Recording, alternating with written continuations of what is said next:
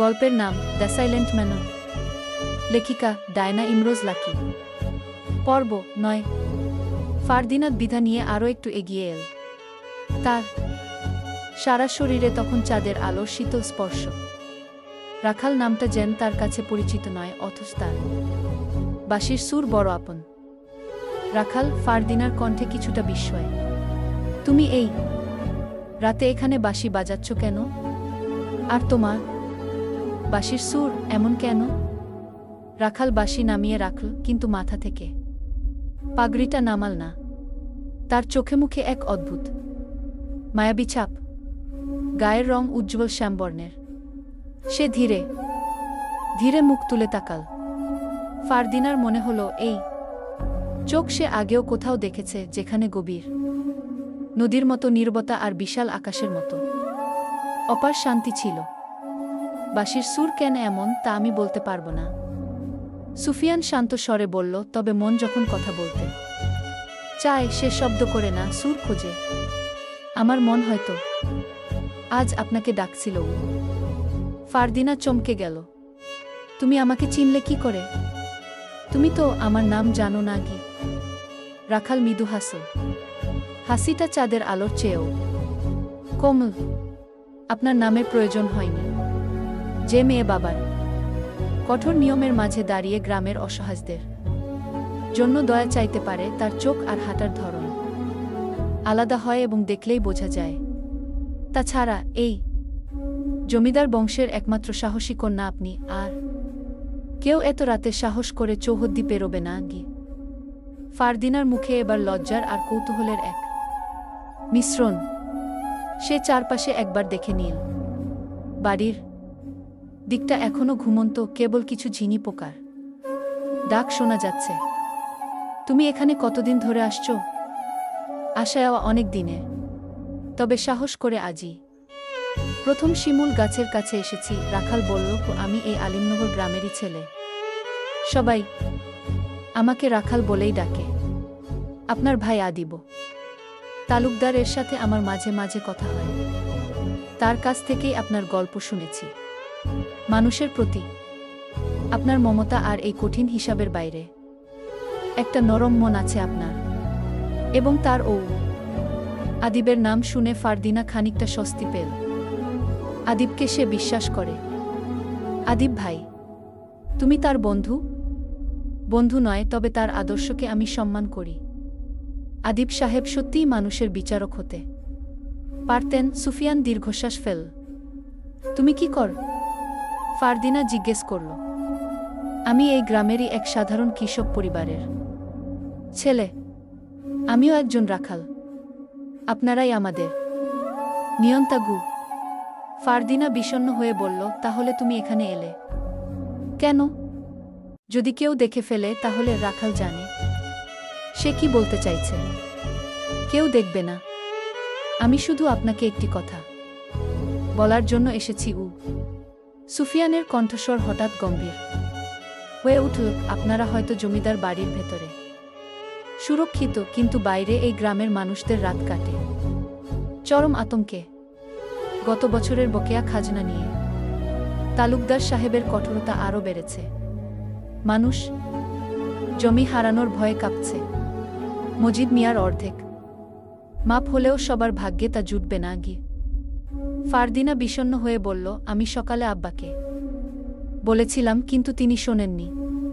তিনি বলেন এটা রাজত্বের রাজনীতি। রাজনীতি নয় রাজকুমারী, এটা নিয়ম ভাঙা অনিয়মতা। সুফিয়ান দি কণ্ঠে বলল, যেখানে মানুষের পেটে চাল নেই সেখানে নিয়মের দোহাই দেওয়া চলে না। আমাদের একমাত্র ভরসা এখন আপনার ভাই আদিব সাহেব। তিনিই হয়তো এই নিয়মের জালটা একটু হলেও আলগা করতে পারবেন। ফারদিনা বুঝতে পারল এই বাঁশির সুর শুধু প্রেম বা শান্তি নিয়ে আসেনি। এই সুর এক বিদ্রোহের নীরব আহ্বান, যেন রাজকন্যা আর এক প্রজার মধ্যে এখন এক অদৃশ্য সেতু তৈরি হয়েছে, যে সেতুর ভিত্তি হল দয়া আর ন্যায়। ফারদিনা মাথা নিচু করে ভাবল, তার এই রাতের দুঃসাহসিক যাত্রা শুধু এক অচেনা যুবকের সাথে দেখা করা নয়, এটা তার অন্তরের মানবিকতার প্রশ্নের মুখোমুখি হওয়া। আমি বুঝতে পারছি, ফারদিনা ফিসফিস করে বলল। কিন্তু আমি কি করতে পারি? আমার ক্ষমতা খুবই সীমিত। রাখাল তার হাতে থাকা বাঁশিটা আলতো করে ছুঁয়ে দিল।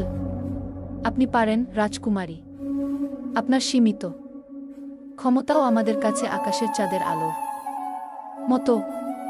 আপনার কণ্ঠস্বর স্নেহ হয়ে যখন আদিব সাহেবের কানে পৌঁছায়, তখন তা সাহস যোগায়। আমি এই কথা বলার জন্যই এসেছিলাম। শুধু চেয়েছিলাম এই বাড়ির কর্তাদের মধ্যে থেকে কেউ একজন একবার গ্রামের নীরব কষ্টটা দেখুক। কথাগুলো বলে রাখাল হঠাৎ উঠে দাঁড়াল। সে আর এক মুহূর্ত নষ্ট করতে চাইল না, যেন তার আশার উদ্দেশ্য পূর্ণ হয়েছে। আমাকে এবার যেতে হবে। আর কখনো এই রাতে আসবেন না রাজকুমারী, এটা আপনার জন্য নিরাপদ নয়। দাঁড়াও। ফারদিনা দ্রুত বলল, আমি তোমার বাঁশির সুর শুনতে চাই, আর একবার সুর তোলো আমার জন্য। রাখাল কিছু না বলে তার কপাল থেকে পাগড়িটা আরও একটু নিচে টেনে দিল। তারপর বাঁশিটি ঠোঁটে তুলে ধরল। এইবার সুরটা আগের চেয়েও করুণ, গভীর এবং আরও বেশি অস্থির। সুরটি যেন এক গোপন প্রতিশ্রুতি। আদিব এবং ফারদিনা, দুই ভাইবোন, যেন গ্রামের মানুষের জন্য কিছু একটা করার চেষ্টা করে। তারই যেন ইঙ্গিত। চাঁদের আলোয় শিমুল গাছের নিচে দাঁড়িয়ে সুফিয়ান যখন বাঁশি বাজাচ্ছিল, তখন ফারদিনার মনে হল ঝোপঝাড়ের মধ্যে থেকে কেউ আসছে। ফারদিনা ভাবতে না ভাবতেই আড়াল থেকে বিদ্যুতের মতো ছিটকে এলো কালো পোশাক পরা, মুখোশধারী একদল শত্রু। তারা ফারদিনাকে লক্ষ্য করে ধারালো অস্ত্র উঁচিয়ে এগিয়ে এলো। ফারদিনা হতচকিত হয়ে এক পা পিছিয়ে গেল, কিন্তু রাখাল এক মুহূর্ত নষ্ট করল না। তার বলিষ্ঠ হাতটি বিদ্যুৎবেগে ফারদিনার কোমরের চারপাশে আলতো করে জড়িয়ে ধরল এবং তাকে নিজের পেছনে ঢাল হিসেবে টেনে নিল। শত্রুদের প্রথম আক্রমণটি বাতাসের গতিতে ব্যর্থ হল। ভয় পাবেন না, শান্ত অথচ দ্বিকণ্ঠে বল রাখাল। এই তীব্র উত্তেজনার মাঝেও তার কণ্ঠস্বরে যেন এক অদ্ভুত আশ্বাস। এরপর শুরু হলো লড়াই। তবে এ লড়াই শুধু শত্রুকে হারাবার জন্য নয়, এ যেন তার গ্রামের মানুষকে রক্ষা করার এক কাব্যিক নৃত্য। রাখাল বাম হাতে ফারদিনাকে নিজের সাথে শক্ত করে ধরে রাখল। শত্রুর প্রতিটি আঘাত থেকে তাকে আড়াল করল। ফারদিনা রাখালের পিঠে হেলান দিয়েছিল, তার হৃদস্পন্দন স্পষ্ট অনুভব করছিল, যা ভয়ের চেয়েও বেশি ছিল এক অদ্ভুত শিহরণ। রাখাল যখনই কোনো শত্রুকে পাল্টা আঘাত করে, তখন তার শরীর ফারদিনার শরীরের সঙ্গে ঘষা খায়। প্রতিটি মোচড় যেন এক আবেশ। শত্রুদের একজনের দিকে সে যখন লাথি ছুড়ল, তার কোমর বেঁকে গেল। আর ঠিক সেই মুহূর্তে ফারদিনার হাত রাখালের বুকের পেশিতে আলতোভাবে ছুঁয়ে গেল। এই স্পর্শ রাখালের মনোযোগ একটুও নড়ল না, বরং এক নতুন শক্তি পেল।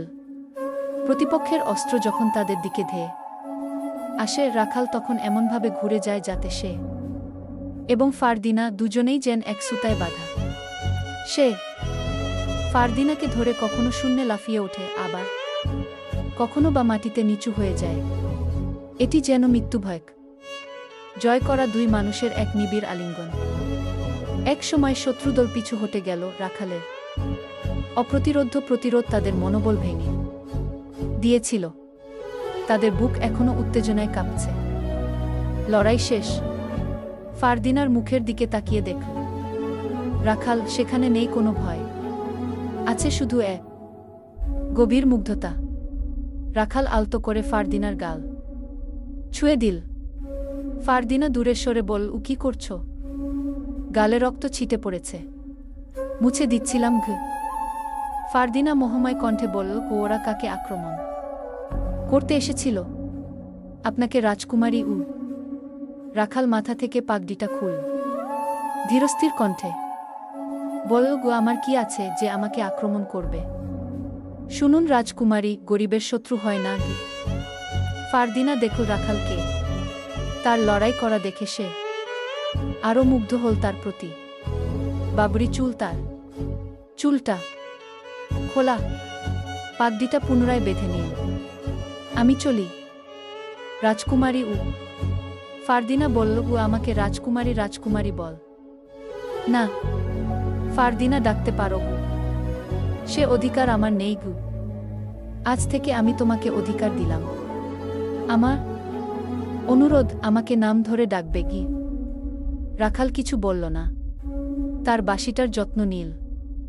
আচ্ছা, তুমি বুঝলে কিভাবে এত রাতে বাঁশি বাজালে? আমি নিশ্চয়ই আসব। ফারদিনার যেন বিচক্ষণ প্রশ্ন। রাখাল কোমল কণ্ঠে হেসে বলল, কোনো সুর একজন রাজকুমারীকে আকৃষ্ট করতে পারে, তা একজন বাঁশিওয়ালা ঠিকই জানে গি। ফারদিনা একটু বিরক্ত নিয়ে বলল, দেখো, আমাদের জমিদার বাড়িটি একসময় প্রাসাদ ছিল। কোনো সময়ে ছিল, আমি তা বলতে পারবো না। আমি হয়তো তখন দুনিয়াতেই ছিলাম না। আর এখন এটা জমিদার বাড়ি নামে পরিচিত।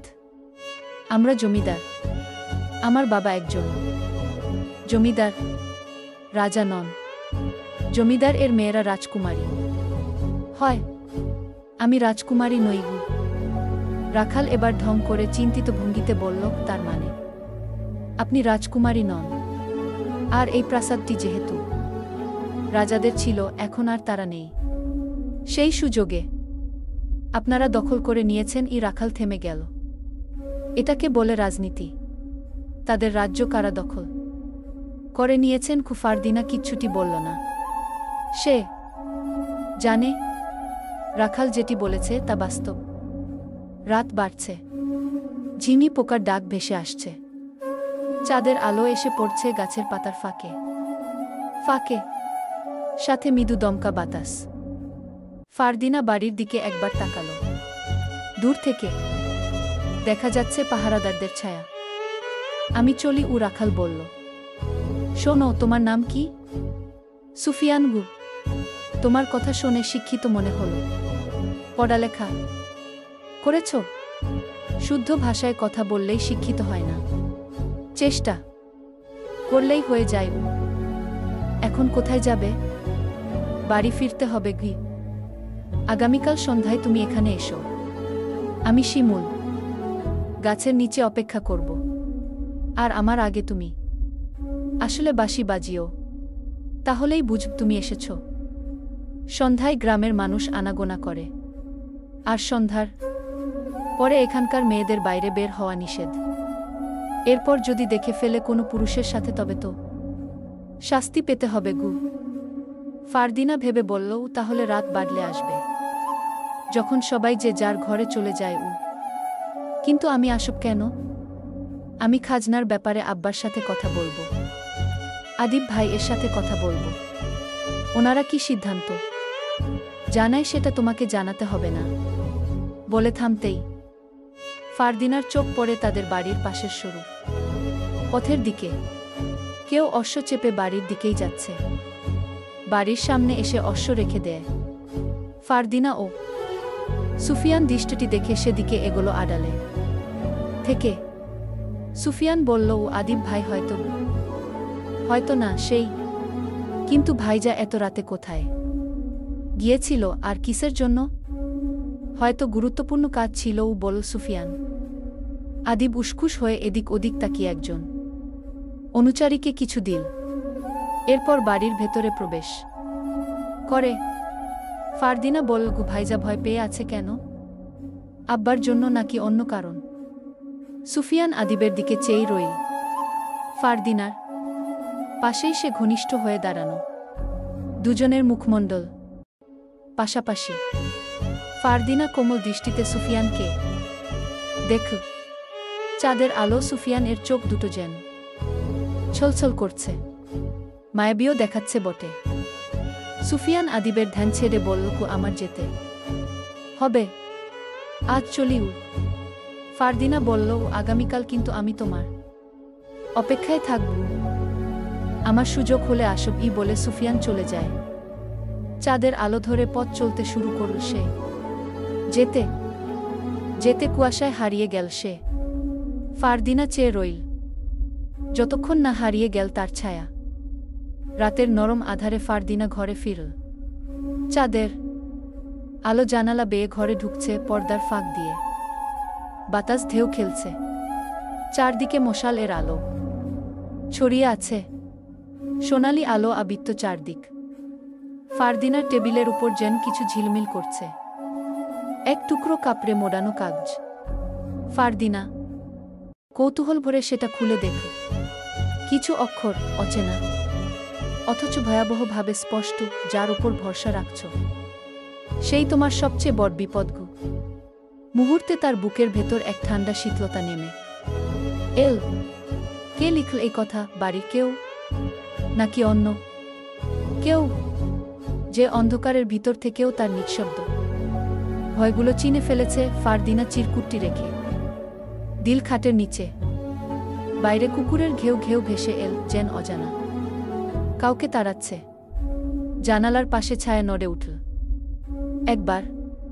ফারদিনা চমকে উঠে জানালা বন্ধ কর দিল। তখন অদৃশ্যভাবে যেন একটি কণ্ঠস্বর ভেসে এল, যাকে তুমি নির্ভরতা ভাবো সেই হয়তো তোমার পতনের শুরু। ফারদিনা কম্পিত কণ্ঠে ফিসফিস করে বলল, চিরকুট এর ভয়ের জন্য এরকম হচ্ছে। কিন্তু ওটা দিলকে। ফারদিনা শুতে যাবে, বিছানা ঠিক করল। ঠিক তখনই তার ঘরের বাইরে থেকে মনে হল কেউ দৌড়ে গেল। ফারদিনা হাত থেকে বালিশটা রেখে দিল। এরপর সতর্কে তার ঘরের দরজাটা হাট করে খুলল। কিছু অনুচারী হন্তদন্ত হয়ে ছুটে তৃতীয় তলার দিকে যাচ্ছে। ফারদিনার খটকা লাগল। কৌশলে সেও অনুসরণ করল। বাড়ির তৃতীয় তলায় সচরাচর কেউ যায় না, অর্থাৎ যেতে দেওয়া হয় না কাউকে। সবসময় অনুচারীগণ পাহারা দেয়। রশিদ তালুকদারের করা নির্দেশ, বাড়ির কেউ কেঁদে মরে গেলেও যেন তৃতীয় তলায় কখনো না যেতে পারে। কিন্তু আজ ফারদিনা যেতে যেতে দেখল কোনো পাহারাদার নেই। পুরানো প্রাসাদ ঘিরে বর্তমান জমিদার বাড়িটি দাঁড়িয়ে আছে। প্রাসাদ শব্দটি এখান থেকেও বিলীন হয়ে গেলেও প্রাসাদের ভেতরে অলিগলি পরিবর্তন হয়নি। এটি এমন একটি প্রাসাদ ছিল যার এক প্রান্ত থেকে ভেতরে প্রবেশ করলে সে রাস্তা হারিয়ে ফেলত। শত্রুদের শেষ করার জন্য প্রাসাদের ভেতরেই বিপজ্জনক পথ তৈরি করে রাখা হয়েছিল। শত্রুরা পথ হারিয়ে যখন ছোটাছুটি করবে তখন গরম তেলের মধ্যে পড়ে যেত। এটা একটা ফাঁদ ছিল।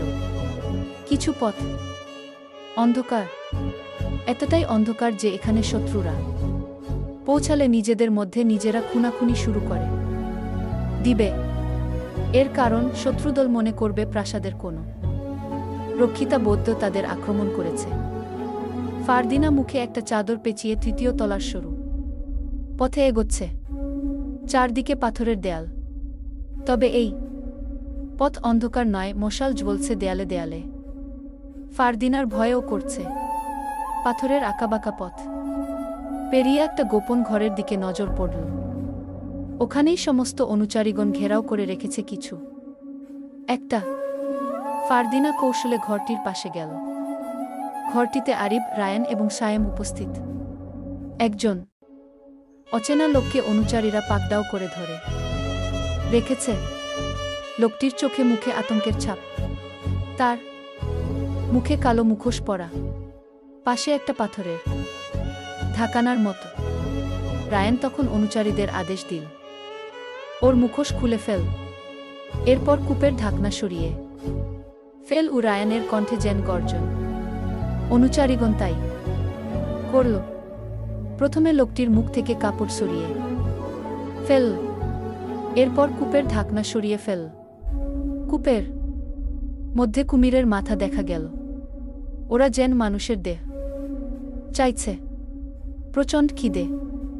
ফারদিনা ভয়ে চুপসে গেল। এরকম দৃশ্য দেখে আরিফ বল, চাপাতি দে, আজ ও হবে কুমিরের খাবার। ই বলে দাঁত বের করে হেসে উঠল। সায়েম তখন আরও খুশির সঙ্গে বলল, ও আদিব ভাই থাকলে নিশ্চয়ই দয়া দেখাতেন। খুয়ের পর আবার ও হেসে উঠল। ওরা যেন খুব আনন্দ পাচ্ছে। ফারদিনার চোখে দেখা এটাই যেন সবচেয়ে ভয়াবহ দৃশ্য, যা আগে কখনো দেখেনি সে। কিন্তু অসহায় লোকটির প্রাণ ওরা কেন কেড়ে নিতে চাইছে? কি অন্যায় তার? ফারদিনার খুব ইচ্ছে করছে অসহায় লোকটিকে বাঁচাতে, কিন্তু তা অসম্ভব। শায়েম বলল, ভাই, আগে ওর হাত কেটে কুমিরকে দাও, এরপর পা, এরপর মুন্ডু দিলেই হবে। ছি বলে আবার হাসল। রাতের ভয়াবহ রূপ যেন তাদের। দিনে তারা রশিদের সামনে এমনভাবে থাকে যেন ভাজা মাছটা উল্টে খেতে জানে না, নাকি রশিদ ও জানেন এসব? ফারদিনার ভেতরে প্রশ্ন জমা। রায়ান তখন হাতে একটা চাপাতি নিয়ে এগিয়ে আসো লোকটির দিকে। অনুচারীকে বল, ওর দুহাত দুদিকে টেনে ধর। ছোট্ট ভাই আবদার করেছে যাতে ওর হাত আগে কাটি। এটা তো মানতেই হবে, তাই না? কথাটা শুনে শায়েম মনের সুখে হেসে উঠল। ফারদিনা শুধু চেয়ে চেয়ে দেখল। অচেনা লোকটি ভয়ে কাতরাচ্ছে। বয়স হবে আনুমানিক ৪৫। মোটাতাজা শরীর তার, ভয়ের ছাপ তার দু চোখে নেমে এসেছে। কিন্তু লোকটি কিছু বলতে পারছে না। রায়ানের কোনো মায়া হল না ওর জন্য। সে চাপাতির কোপে লোকটির একটা হাত ছিনিয়ে নিল। লোকটি তখন তির্যক চিৎকার করল, যন্ত্রণায় ছটফট করতে শুরু করল। ফারদিনা তার মুখ চেপে ধরল, তার চোখে ভয়, আতঙ্ক। রায়ান হাতটি নিয়ে কুমিরের দিকে ছুড়ে দিল। এরপর লোকটির অপর হাতটি কাটল। লোকটি তখন নিচে লুটিয়ে পড়ে ছটফট করতে শুরু করল। আরিফ তখন বলল, ওকে আর চাপাতির আঘাত করিস না, কষ্ট হচ্ছে। তার চেয়ে কুমিরের মুখে দিয়ে দে, ওরা খাক। তাজা মানুষ কি? কথাটি শুনে শায়েম হেসে উঠল। পরের পর্ব পড়ার জন্য অবশ্যই লাইক আর কমেন্ট করতে ভুলবেন না।